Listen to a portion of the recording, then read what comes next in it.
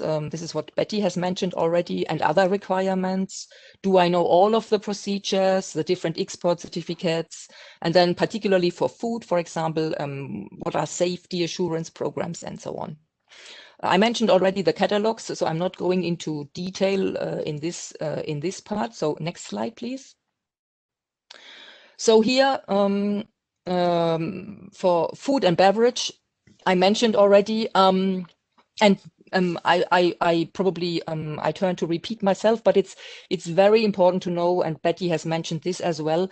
Unlike the European system, China's market access is including the standardization system. It's highly regulated, and a lot of things are actually mandatory for companies. And particularly food conformity and compliance with import procedures should be prioritized for all businesses. This is super important. So besides the requirements on the left side, you see now a couple of steps which should be taken or also taken into consideration before you basically implement them. So first of all, you have to decide upon the model. This is what we introduced before. Then there is a huge second step with the registration of for importers and exporters. Whatever model you are choosing, whether traditional or China's cross-border e-commerce, you have to be registered in the registration system of imported food and cosmetics importers, exporters. So there are a lot of other things as well you have to take into consideration in step 2. Step 3 actually is the documentation, preparation and requirements. So you have to submit before shipping actually products. You have to submit a proper documentation information about quality, quarantine origin, and so on. And you need a lot of other documents, like, for example, commercial invoice, bill of lading, then country of origin, I mentioned already. And so there is a whole lot of documents, which I referred already to the market access database, but also in all of the guidelines and reports of the EU SME Centre, you will find much more information to that. Very important in step 4 is the labeling. All labels must be approved by the CICC, the Chinese Inspection and Quarantine. And those standards are also subject to frequent change. So it is really advised to consult experts to ensure compliance, because we have seen this in the past. A lot of goods have been sent back because the label was wrong, and it's very difficult to correct this in China. Particularly for foodstuff, the label must, of course, provide the following information: the standard name, the list of ingredients, country of origin, and so on and so forth. Step 5, inspection and customs clearance. I think for the sake of time, I will not go into this. There might be also, I guess, a webinar on all of this. So the next slide, please. As I mentioned before, prepackaged food is was very popular in the past. Here on the left side, you see some examples like confectionery, pastry, or also beer. I hope you can see the figures, the 4 digits and the red line around it. So this is actually the HS code, which is the harmonized systems code available on the China Customs website. It's a 13-digit code. There was a change not a long time ago, and it's actually very helpful because it shows you everything about import and export tariffs, and it also will be a very vital and core part of the positive lists we have to look later when we are talking about cross-border e-commerce. And besides of the food safety law, and you see this in the middle, there are a lot of other administrative measures and regulations which are building the regulatory framework. And in terms of standards here, for example, for prepacked food, I mean, this is the easiest foodstuff you can import to China, just from a regulatory point of view. But you see already there are a lot of mandatory standards, for example, for food production, for additives, and also general safety requirements, for example, for packaging. The next slide, please. Another very popular good from Europe is dairy. I think there was I think it was also mentioned yesterday in this online workshop. So there is still a high demand for imported milk, also despite COVID. I checked, so the market obviously has not suffered. And as I mentioned, EU countries are among the strongest and the biggest exporters currently. However, I mean, you know, milk and every dairy thing is like a high risk produce. So also in China, the the regulation is even tighter than for prepackaged food. So here you do not only to check for all of the different standards, but you also have like bilateral agreements or protocols. So this means your country and China, they have to negotiate for a particular product. They have to negotiate a protocol. And then the next step will be also that the China inspectors will come and they will check your premises. They will see that everything goes all right. And there is a couple of more documents you also need to have.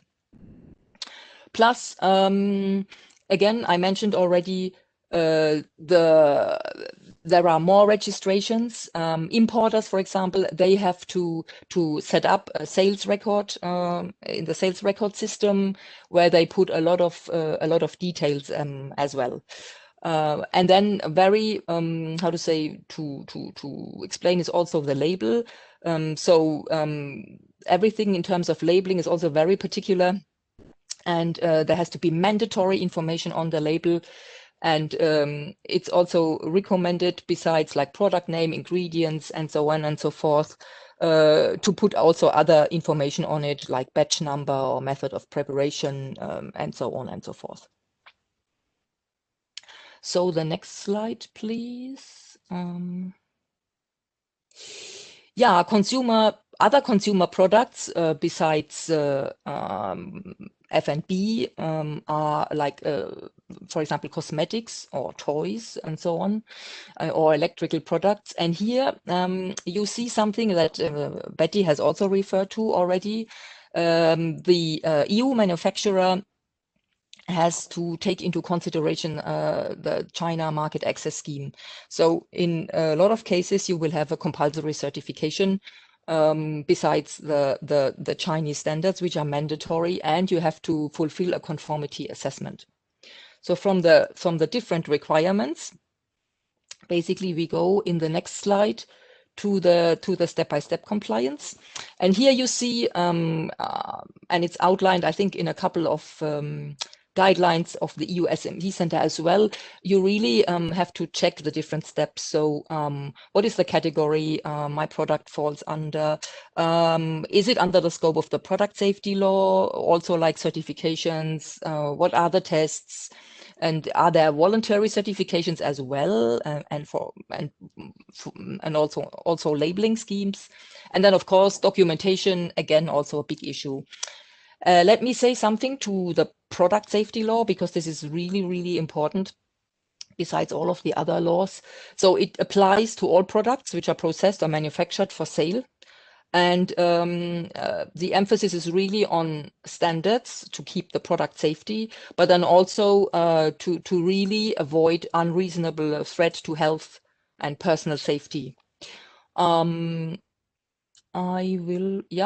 show the next slide, please. So something which is highly regulated, it is also a very popular consumer product coming from Europe, is cosmetics.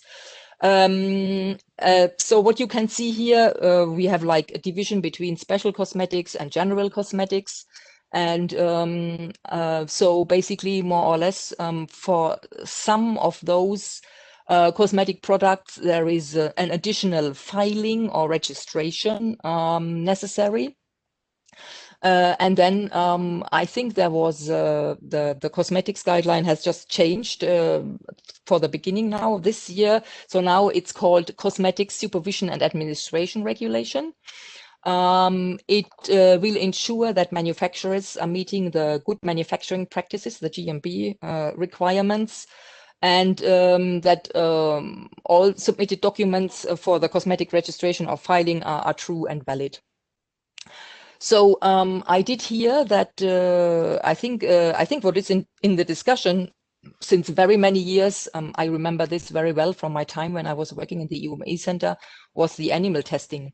So I think now with this regulation, where we will get the final instructions, I think in May, I did read somewhere, basically European exporters for general cosmetics, actually, if they qualify for the exemptions and providing a GMP certificate, plus other safety assessment documentations, they may be exempt from like animal testing in China.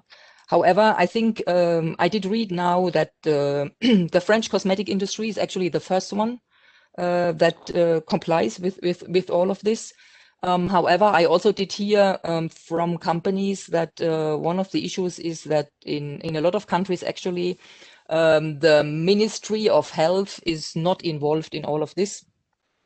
So it's done by associations, and this might not be recognized by the Chinese authorities. So this is the thing probably which gets clearer when the final instructions are getting released in May.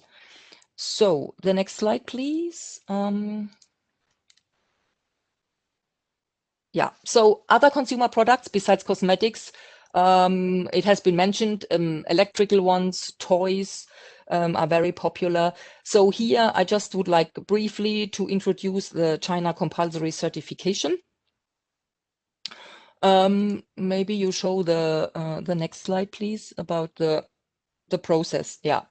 So this is the famous CICC. China compulsory certification is a pre-market approval scheme.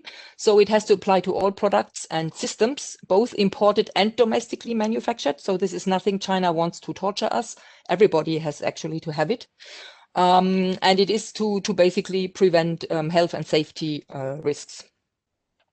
So all of those products have to undergo a strict inspection, testing, and certification procedure, where you can see here the different steps. So more or less for the CICC standard procedure, there is a catalog. I think currently it's 17 product groups and 103 items. You have to check the catalog, and then you have to see together with a third-party provider who is also registered in China and probably also in your home country to help you to get through all of this, from the submission of the application via factory inspection and then also getting a CCC mark for your products. Very recently, China has relaxed a bit the CCC. So you have the CCC self-declaration. This is the process below. So basically, the big change is that there is no factory inspection required. However, also very important, there has to be a Chinese entity that has to submit the application, and the manufacturer has to make sure that the China standards are applied. The manufacturer has to talk with the test lab to define the test requirements. And so the manufacturer has one big responsibility, and the other one is actually the Chinese entity who is registering all of this.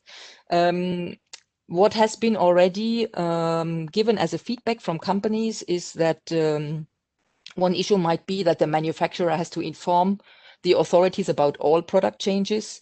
And this might be an issue because there are always sometimes material changes or there are process changes. So this will be quite, how to say, this will have to manage an extra system to set up to actually inform the Chinese authorities about changes to not, how to say, to comply with the market. So the next slide, please. So this was it more or less, and then yeah, exactly. Thank you. This was it more or less like for the general trade or for the classic export. For cross-border e-commerce, so this actually cross-border e-commerce means that that's the process of buying overseas products directly from foreign retailers and suppliers via the internet. So you do not necessarily have to have an entity in China. CBEC, as it is called in China, became very popular recently, particularly for products requiring pre-market approval. And you have seen this, it's quite a challenge. However, the Chinese government in the past has closed the gaps, and all products, regardless whether they are entering the China via pilot or free trade zones, have to have like required certificates and documentation so that the products can be sold on the market. So, however, I think China has pushed for CBEC very much because they also, you remember, are pushing for consumption. So I think in the past year, currently they have added pilot zones and pilot cities where these special retail import policies are applying. So I think currently it's 86 pilot cities plus Hainan as a whole island, where those import policies are applied. And then maybe we can go to the next slide for exactly, because I think what is important to say here is that you remember from the beginning, we were talking about points to consider. So if you consider, besides considering the general things, you also have to set up, if you would like to do cross-border e-commerce, an entry strategy. Yeah.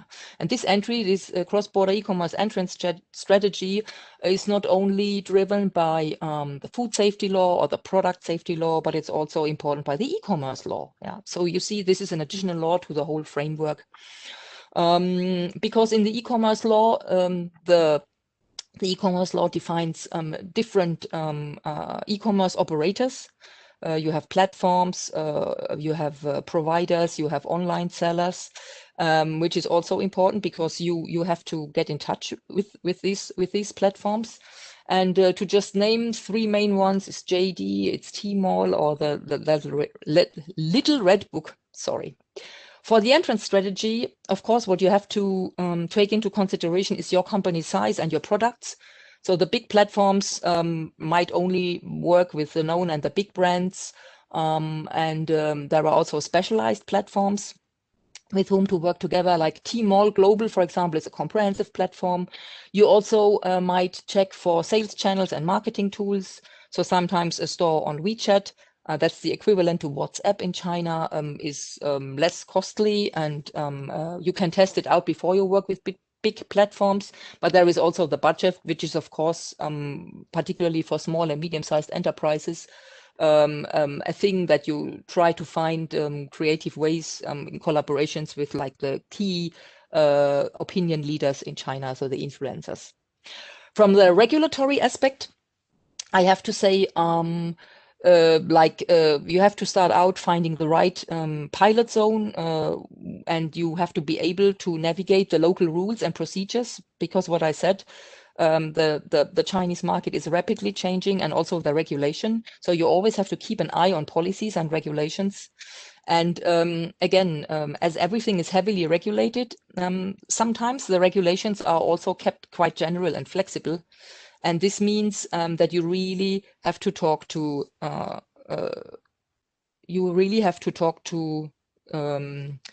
pilot zones as well. So, and then I think for the time, let's go to the, let me see here, to the last slide. Yeah, exactly, for the regulatory aspects. So actually, what you can see here is that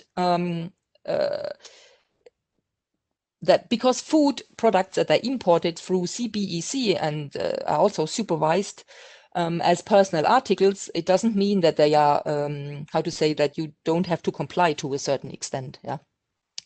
So they still have to have the right ingredients. You cannot put in toxics. There might be sample inspections. You also have to inform your customer, and they're very important. You have to remind customers that they don't resell everything, because the label, for example, is also not in Chinese. So there are a lot of things you actually have to tell your customer, because don't forget the punishment actually, if you do not comply, also in the CBEC, might end up to be in the social credit system, and this might have an impact on customs clearance, on whether you can import or not. And then I think the summary part, maybe quickly, and then I think we have it. So for the summary, the last slide, I recommend to talk to as many people as possible, to get familiar with the key elements of the system, the standards, as well as the other market requirements. Pay attention to the details of documentation.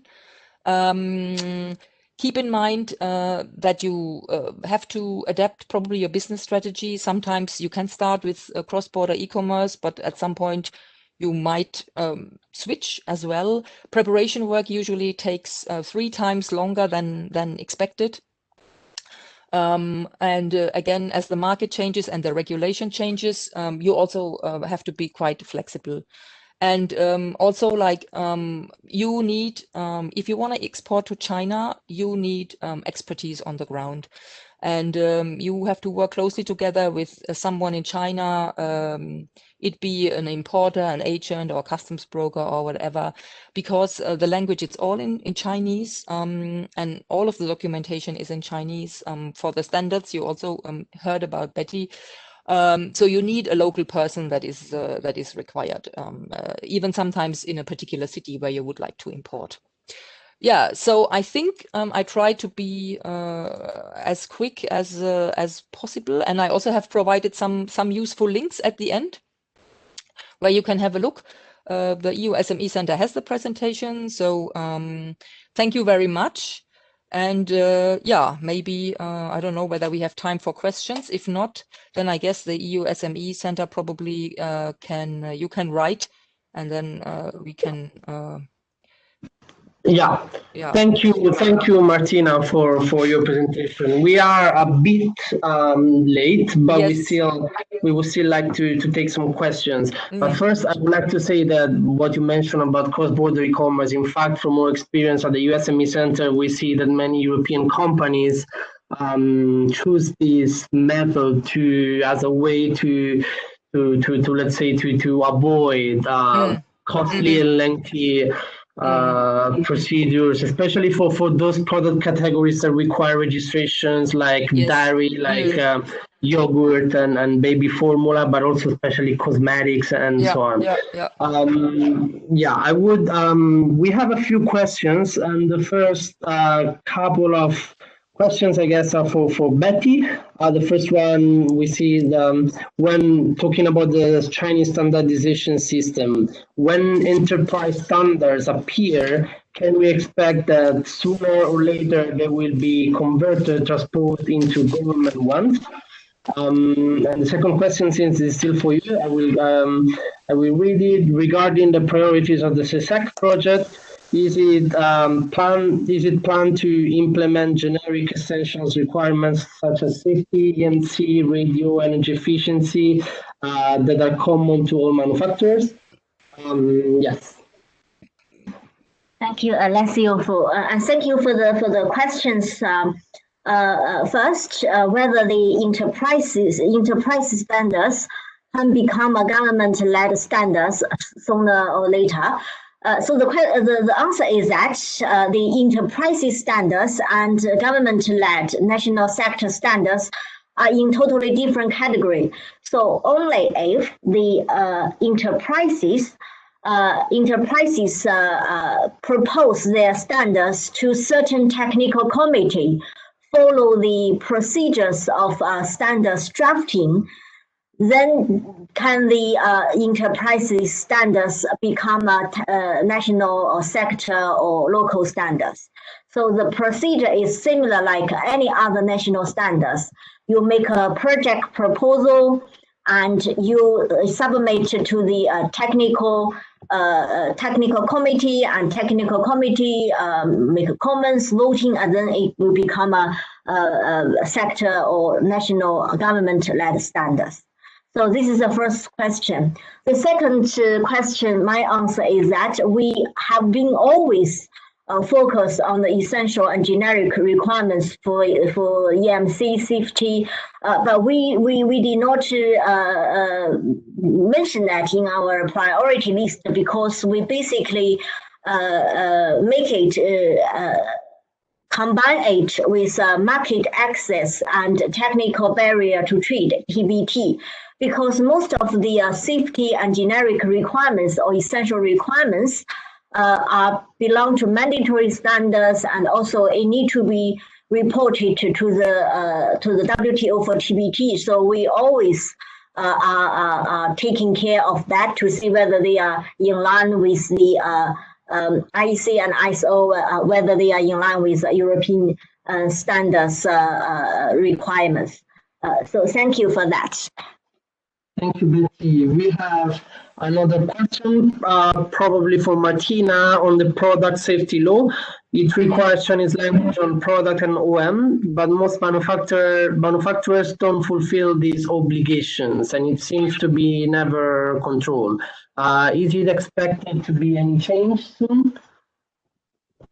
Do I understand? Yeah, thank you for the question. In terms of language, as I said, the Chinese, the product safety law is something which will be further developed, first of all. In terms of like language, of course, it will be in Chinese, and all of the, translations will be unofficial.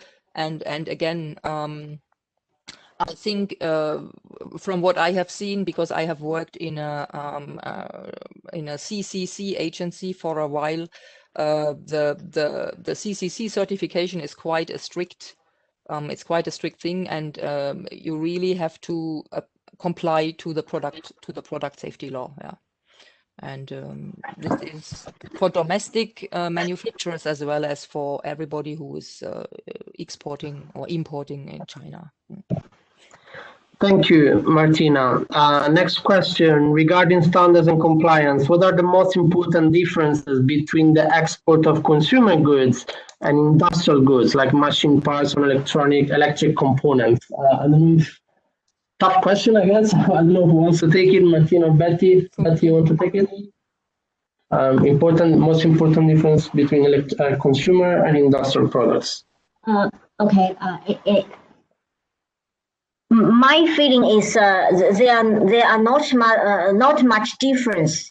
It's you have to check whether you fulfill the different requirements. But basically, but it needs to know. It was noting that the consumer products are always or often covered by CCC, which are stricter compared to industry products. Some industry big scale products or industry specific products may not need such strict certification scheme. So maybe this is a requirement. But however, if the industry products are covered by some other law, for example, the workplace safety law or human protection safety requirements or any other industry products regulations, the products also need to fulfill that requirements. So it really depends on what kind of products are you ship or exporting to China. Thank you.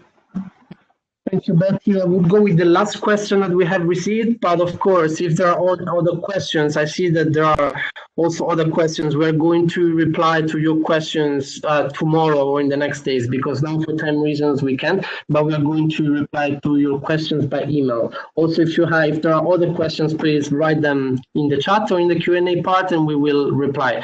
The last question that I have here is, should the producers, sellers of melt-blown for masks, be registered and be on a list approved by the Chinese institution?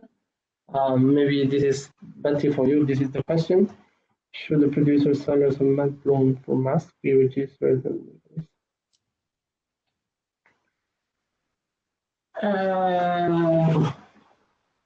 Do you mean the I don't know, is this a raw material? If it is a mechanical material, you have to fulfill the chemical. If it is a chemical materials, some raw materials, chemical raw materials, you have to fulfill the chemical importing regulation, and it requires to list on the. But if it's a if it is already semi material and it's just a wait for the final step, it can be regarded as a industry products. So it really depends on what kind of products are they? Are they purely raw chemical material?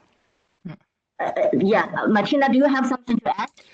No, I think that's correct. I mean, the past two questions, it's correct. It really depends on the product, what it is, whether it's finished or semi-finished. Then you have to look into this.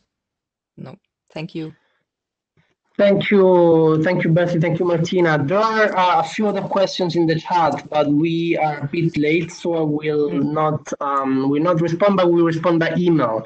How to find the right standard to develop my product and how to develop the best distribution channel. We are going to reply by email. We have your email addresses from the registration list, so please check your email. Very last point, we would appreciate your feedback. I mentioned that we're going to plan a few other webinars within the next months on specific focusing on specific industries. Could be chemicals, could be medical devices, cosmetics. But if you have any requests, you can submit these requests to us through the survey that you have here. You have a QR code here, but we're also going to send it by email tomorrow or next Monday. So if you have any suggestions, if you want to have a specific training, let us know, because we have to organize around 50 trainings, so we have plenty of resources to do it. So I would I would thank you, Betty and Martina, for your excellent presentations. I see also a lot of positive feedback in the chat, and I thank all the participants on behalf of the SME Centre and the Italian Chamber of Commerce who has co-organized this webinar. If you have any questions, again, please do not hesitate to write to us. We provide free technical assistance free of charge. We have in-house and external experts that provide also specific assistance, also standards, technical issues, and of course also Betty and the SESEC project are a very, very useful resource to use for European research, for European companies. So thank you very much, and it was a pleasure, and hope to see you next time. Follow us on your social media to know about our upcoming activities. Thank you. Goodbye. Thank you.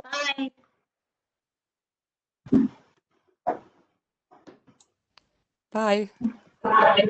Bye, Martina.